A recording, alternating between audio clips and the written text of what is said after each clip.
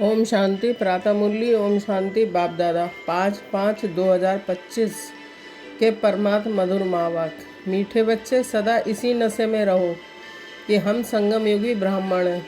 हम जानते हैं जिस बाबा को सब पुकार रहे हैं वह हमारे सम्मुख है। प्रश्न है, जिन बच्चों का बुद्धि योग ठीक होता है उन्हें कौन सा साक्षात्कार होता रहेगा? उत्तर है, सतयुगी नई राजधानी में क्या क्या होगा, कैसे हम स्कूल में पढ़ेंगे, फिर राज चलाएंगे। ये सब साक्षात्कार जैसे तैसे जैसे जैसे नज़दीक आते जाएंगे होता रहेगा। परंतु जिनका बुद्धि योग ठीक है, जो अपने शांतिधाम और सुखधाम को याद करते हैं, धंधाधोरी करते भी एक बाप की याद में रहते हैं, उन्हें ही ये सब साक्षात्कार होंगे। गीत। ओम नमः शिवाय। ... ओम शांति। भक्ति मार्ग में और जो भी सत्संग होते हैं उनमें तो सब गए होंगे। वहाँ या तो कहेंगे बोलो सब बहा गुरु, या राम का नाम बताएंगे। यहाँ बच्चों को कुछ कहने की भी ज़रूरत नहीं रहती है। एक ही बार कह दिया, घड़ी घड़ी कहने की दरकार नहीं। बाप भी एक है, उनका कहना भी एक ही है। क्या कहते हैं बच्चे? मामे कम याद करो। पहले सीख कर फिर आकर यहाँ बैठते हैं। हम जिस बाप के बच्चे हैं उनको याद करना है। ये भी तुमने अभी ब्रह्मा द्वारा जाना है कि हम सभी आत्माओं का बाप एक ही है। दुनिया ये नहीं जानती, तुम जानते हो। हम सब उस बाप के बच्चे हैं। उनको अभी गॉड फादर कहते हैं। अब फादर कहते हैं, मैं इस साधारण तन में तुमको पढ़ाने आता हूँ। तुम जानते हो बाबा इनमें आए हैं, हम उनके बने हैं। बाबा ही आकर पतित से पावन होने का रास्ता बताते हैं। ये सारा दिन बुद्धि में रहता है। यूँ शिव बाबा की संतान तो सब है, परंतु तुम जानते हो और कोई नहीं जानते हैं। तुम बच्चे समझते हो कि हम आत्मा हैं। हमको बाप ने फरमान किया है कि मुझे याद करो, मैं तुम्हारा बेहद का बाप हूँ। सब चिल्लाते रहते हैं कि पतित पावन आओ, हम पतित बने हैं। ये देह नहीं कहती है, आत्मा इस शरीर द्वारा कहती है। 84 जन्म भी आत्मा लेती है ना। ये बुद्धि में रहना चाहिए कि हम एक्टर्स हैं। बाबा ने हमको अब त्रिकालदर्शी बनाया है, आदि मध्य अंत का ज्ञान दिया है। बाप को ही सब बुलाते हैं ना। अभी भी वह कहते रहते हैं कि आओ, और तुम संगम युगी ब्राह्मण कहते हो। बाबा आया हुआ है। इस संगम युग को भी तुम जानते हो। ये पुरुषोत्तम युग गाया जाता है। पुरुषोत्तम युग होता ही है कलयुग के अंत और सतयुग के आदि के बीच में। सतयुग में सत्य पुरुष, कलयुग में झूठे पुरुष रहते हैं। सतयुग में जो होकर गए हैं उन्हों के चित्र हैं। सबसे पुराने थे, पुराने ये चित्र हैं। इनसे पुराने चित्र कोई होते नहीं हैं। ऐसे तो बहुत मनुष्य फालतू चित्र बैठ बनाते हैं। ये तुम जानते हो कौन कौन होकर गए हैं। जैसे नीचे बाबा का चित्र बनाया है अथवा काली का चित्र, तो ऐसी भुजाओं वाली हो थोड़ी सकती है। अम्बा को भी 2 भुजाएं होंगी ना। मनुष्य तो जाकर हाथ जोड़ते पूजा करते हैं। भक्ति मार्ग में अनेक प्रकार के चित्र बनाए हैं। मनुष्य के ऊपर ही भिन्न भिन्न प्रकार की सजावट करते हैं तो रूप बदल जाता है। ये चित्र आदि वास्तव में कोई है नहीं, ये सब है भक्ति मार्ग। यहाँ तो मनुष्य लूले लंगड़े निकल पड़ते हैं। सतयुग में ऐसे नहीं होते हैं। सतयुग को भी तुम जानते हो, आदि सनातन देवी देवता धर्म था। यहाँ तो ड्रेस देखो, हर एक की अपनी अपनी कितनी वैरायटी है। वहाँ तो इतना प्रजा राजा रानी तथा प्रजा होते हैं। जितना नज़दीक होते जाएंगे तो तुमको अपनी राजधानी की ड्रेस आदि का भी साक्षात्कार होता रहेगा। देखते रहेंगे हम ऐसे स्कूल में पढ़ते हैं, ये करते हैं। देखेंगे भी वह जिनका बुद्धि योग अच्छा है, अपने शांतिधाम सुखधाम को याद करते हैं। धंधाधोरी तो करना ही है। भक्ति मार्ग में भी धंधा आदि तो करते हैं ना। ज्ञान कुछ भी नहीं था। ये सब है भक्ति। उसको कहेंगे भक्ति का ज्ञान। वह ये ज्ञान दे ना सके कि तुम विश्व के मालिक कैसे बनेंगे। अभी तुम यहाँ पढ़कर भविष्य विश्व के मालिक बनते हो। तुम जानते हो ये पढ़ाई है ही नई दुनिया अमरलोक के लिए। बाकी कोई अमरनाथ पर शंकर ने पार्वती की अमर कथा नहीं सुनाई है। वह तो शिव शंकर को मिला देते हैं। अभी बाप तुम बच्चों को समझा रहे हैं, ये भी सुनते हैं बाप बिगड़ सृष्टि के आदि मत अंत का राज कौन समझा सकेंगे। ये कोई साधु संत आदि नहीं है। जैसे तुम गृहस्थ व्यवहार में रहते थे वैसे ये भी ड्रेस आदि सब वही है। जैसे घर में माँ बाप बच्चे होते हैं, फर्क कुछ नहीं है। बाप इस रथ पर सवार हो जाते हैं बच्चों के पास। ये भागशाली रथ गाया जाता है, अभी बैल पर सवारी भी दिखाते हैं। मनुष्यों ने उल्टा समझ लिया है, मंदिर में कभी बैल हो सकता है क्या? श्री कृष्ण तो है प्रिंस, वह थोड़ी बैल पर बैठेंगे। भक्ति मार्ग में मनुष्य बहुत मूंझे हुए हैं। मनुष्य को है भक्ति मार्ग का नशा, तुमको है ज्ञान मार्ग का नशा। तुम कहते हो इस संगम पर बाबा हमको पढ़ा रहे हैं। तुम हो इस दुनिया में परंतु बुद्धि से जागते हो। हम ब्राह्मण संगम युग पर हैं, बाकी सब मनुष्य कलयुग में हैं। ये अनुभव की बातें हैं। बुद्धि कहती है कि हम कलयुग से अब निकल आए हैं, बाबा आया हुआ है, ये पुरानी दुनिया ही बदलने वाली है। ये तुम्हारी बुद्धि में है और कोई नहीं जानते हैं। भले एक ही घर में रहने वाले हैं, एक ही परिवार के हैं, उसमें भी बाप कहेगा हम संगम युगी हैं, बच्चा कहेगा नहीं हम कलयुग में हैं।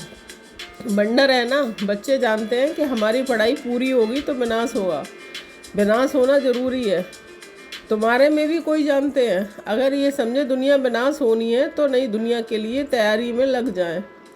बैगेज तैयार कर लें, बाकी थोड़ा समय है। बाबा के तो बन जाए, भूख मरेंगे तो भी पहले बाबा फिर बच्चे। ये तो बाबा का भंडारा है, तुम सिर्फ बाबा के भंडारे से खाते हो। ब्राह्मण भोजन बनाते हैं इसलिए ब्रह्मा भोजन कहा जाता है। जो पवित्र ब्राह्मण है याद में रहकर बनाते हैं। सिवाय ब्राह्मणों के सिर्फ बाबा की याद में कोई रह नहीं सकते। वह ब्राह्मण थोड़े ही सिर्फ बाबा की याद में रहते हैं। सिर्फ बाबा का भंडारा ये है जहाँ ब्राह्मण भोजन बनाते हैं। ब्राह्मण योग में रहते हैं, पवित्र तो है ही, बाकी है योग की बात। इसमें ही मेहनत लगती है। गपोड़ा चल ना सके, ऐसे कोई कह ना सके कि मैं संपूर्ण योग में हूँ, बस 80% योग में हूँ, कोई भी कह ना सके। ज्ञान भी चाहिए। तुम बच्चों में योगी वह है जो अपनी दृष्टि से ही किसी को शांत कर दे। ये भी ताकत है। एकदम सन्नाटा हो जाएगा जब तुम अशरीरी बन जाते हो, फिर बाप की याद में रहते हो तो ये सच्ची याद है। फिर से ये प्रैक्टिस करनी है। जैसे तुम यहाँ याद में बैठते हो, ये प्रैक्टिस कराई जाती है। फिर भी सब कोई याद में रहते नहीं है। कहाँ कहाँ बुद्धि भागती रहती है तो वह फिर नुकसान कर लेते हैं। यहाँ संदली पर बिठाना उनको चाहिए जो समझे कि हम ड्रिल टीचर हैं, बाप की याद में सामने बैठे हैं। बुद्धि योग और कोई तरफ ना जाए, सन्नाटा हो जाएगा। तुम अशरीरी बन जाते हो और बाप की याद में रहते हो। ये है सच्ची याद। सन्यासी भी शांति में बैठते हैं, वह किसकी याद में रहते हैं, वह कोई रियल याद नहीं, कोई को फायदा नहीं दे सकते। वह सृष्टि को शांत नहीं कर सकते। बाप को जानते ही नहीं है, ब्रह्मा को ही भगवान समझते रहते हैं, वह तो है ही नहीं। अभी तुमको श्रीमत मिलती है, मामे कम याद करो। तुम जानते हो हम 84 जन्म लेते हैं। हर जन्म में थोड़ी थोड़ी कला कम होती जाती है, जैसे चंद्रमा की कला कम होती ही जाती है। देखने से इतना मालूम थोड़ा ही पड़ता है, अभी कोई भी संपूर्ण नहीं बना है। आगे चल तुमको साक्षात्कार होंगे। आत्मा कितनी छोटी है उनका भी साक्षात्कार हो सकता है। नहीं तो बच्चियां कैसे बताती हैं कि इनमें लाइट कम है, इनमें जास्ती है। दिव्य दृष्टि से ही आत्मा को देखती हैं। यह भी सभी ड्रामा में नूद है, मेरे हाथ में कुछ नहीं है। ड्रामा मुझसे कराते हैं, ये सब ड्रामा अनुसार चलता रहता है। भोग आदि सब ड्रामा में नूद है, सेकंड बाय सेकंड एक्ट होता है। अभी बाप शिक्षा देते हैं कि पावन कैसे बनना है। बाप को याद करना है कितनी छोटी आत्मा है जो पतित बनी है, फिर पावन बननी है। वंडरफुल बात है ना, कुदरत कहते हैं ना। बाप से तुम सब कुदरती बातें सुनते हो। सबसे कुदरती बात है आत्मा और परमात्मा की, जो कोई नहीं जानते हैं, ऋषि मुनि आदि कोई भी नहीं जानते हैं। इतनी छोटी आत्मा ही पत्थर बुद्धि फिर पारस बुद्धि बनती है। बुद्धि में यही चिंतन चलता रहे कि हम आत्मा पत्थर बुद्धि बनी थी, अब फिर बाप को याद कर पारस बुद्धि बन रही है। लौकिक रीति तो बाप भी बड़ा, फिर टीचर गुरु भी बड़े मिलते हैं। ये तो एक ही बिंदी बाप भी है, टीचर भी है, गुरु भी है। सारा कल्प देहधारी को याद किया है। अब बाप कहते हैं माँ में कम याद करो। तुम्हारी बुद्धि को कितना महीन बनाते हैं। विश्व का मालिक बनना कोई कम बात है क्या?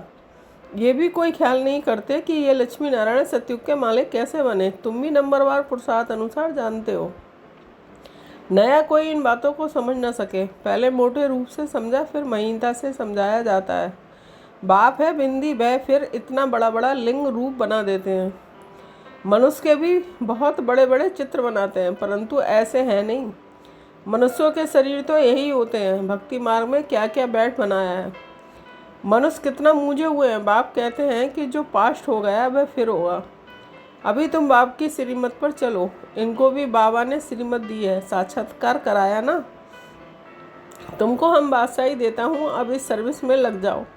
अपना बरसा लेने का पुरुषार्थ करो, ये सब छोड़ दो। तो ये भी निमित्त बना। सब तो ऐसे निमित्त नहीं बनते हैं जिनको नशा चढ़ा तो आकर बैठ जाए। हमको तो राजाई मिलती है, फिर ये पाई पैसे क्या करेंगे। तो अब बाप बच्चों को पुरुषार्थ कराते हैं। राजधानी स्थापन हो रही है। कहते भी हैं कि हम लक्ष्मी नारायण से कम नहीं बनेंगे, तो श्रीमत पर चलकर दिखाओ, चूचा मत करो। बाबा ने थोड़ा ही कहा बाल बच्चों का क्या हाल होगा। एक्सीडेंट में अचानक कोई मर जाते हैं तो कोई भूखा रहता है क्या? कोई ना कोई मित्र संबंधी आदि देते हैं खाने के लिए। यहाँ देखो बाबा पुरानी झोपड़ी में रहते हैं, तो बच्चे आकर महलों में रहते हो। बाप कहेंगे बच्चे अच्छी रीति रहें, खाएं पिएं, जो कुछ भी नहीं ले आए हैं उनको भी सब कुछ अच्छी रीति मिलता है। इस बाबा से भी अच्छी रीति रहते हैं। सिर्फ बाबा कहते हैं कि हम तो है ही रमता योगी, कोई का भी कल्याण करने जा सकता हूँ। जो ज्ञानी बच्चे हैं वह कभी साक्षात्कार आदि की बातों में खुश नहीं होंगे, सिवाय योग के और कुछ भी नहीं। इन साक्षात्कार की बातों में खुश नहीं होना है। अच्छा, मीठे मीठे सिकीलदे बच्चों के परम माता पिता बाप दादा का याद प्यार। Good morning. रूहानी बाप की रूहानी बच्चों को नमस्ते। धारणा के लिए मुख्य सार 1 पॉइंट। योग की ऐसी स्थिति बनानी है जो दृष्टि से ही किसी को शांत कर दे, एकदम सन्नाटा हो जाए। इसके लिए आश्रयी बनने का अभ्यास करना है। 2 पॉइंट। ज्ञान के सच्चे नशे में रहने के लिए याद रहे कि हम संगम युगी हैं। अब ये पुरानी दुनिया बदलने वाली है। हम अपने घर जा रहे हैं। श्रीमत पर सदा चलते रहना है, चूचा नहीं करनी है। वरदान। परमात्मा मिलन द्वारा रूहान का सही रिस्पॉन्स प्राप्त करने वाले समान बहुरूपी भव। स्पष्टीकरण। जैसे बाप बहुरूपी है, सेकंड में निराकार से आकारी वस्त्र धारण कर लेते हैं, ऐसे बाप भी इस मिट्टी की ड्रेस को छोड़ आकारी फरिश्ता ड्रेस, चमकीली ड्रेस पहन लो तो सहज मिलन भी होगा। रूहान का क्लियर रिस्पॉन्स समझ में आ जाएगा, क्योंकि ये ड्रेस पुरानी दुनिया की वृत्ति और वाइब्रेशन से, माया के वाटर या फायर से प्रूफ है। इसमें माया इंटरफियर नहीं कर सकती है। स्लोगन। दृढ़ता असंभव से भी संभव करा देती है। अव्यक्त इशारे। रूहानी रॉयल्टी और प्योरिटी की पर्सनैलिटी धारण करो। ब्रह्मा कुमार का अर्थ यह सदा प्योरिटी की पर्सनैलिटी और रॉयल्टी में रहना। यही प्योरिटी की पर्सनैलिटी विश्व की आत्माओं को अपनी तरफ आकर्षित करेगी, और यही प्योरिटी की रॉयल्टी धर्मराजपुरी में रॉयल्टी देने से छुड़ाएगी। इसी रॉयल्टी के अनुसार भविष्य रॉयल फैमिली में आ सकेंगे। जैसे शरीर की पर्सनैलिटी देह भान में लाती है, ऐसे प्योरिटी की पर्सनैलिटी देही अभिमानी बनाए बाप के समीप लाती है। ओम शांति। Thank you Baba.